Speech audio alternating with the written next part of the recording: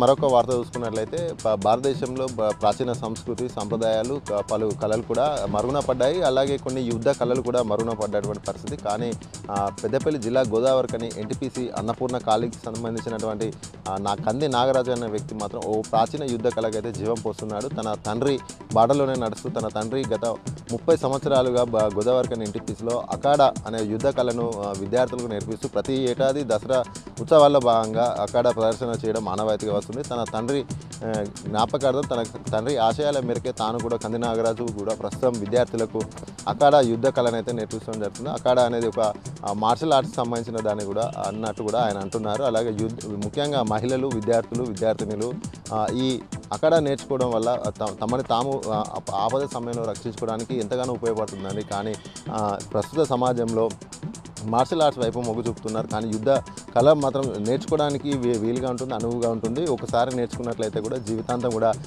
ఆత్మరక్షణకు తనకు తాను రక్షించుకోవడానికి ఎంతగానో ఉపయోగపడుతుందంటూ కూడా కంది నాగరాజు తెలిపారు. తన వద్ద సుమారు 50 మంది విద్యార్థులు వస్తున్న నేపథ్యంలో వారందరికీ కూడా తన తండ్రి ఆశయాల కోసం ఉచితంగా అఖాడా నేర్పుతున్నట్టుగా ఆయన తెలిపారు.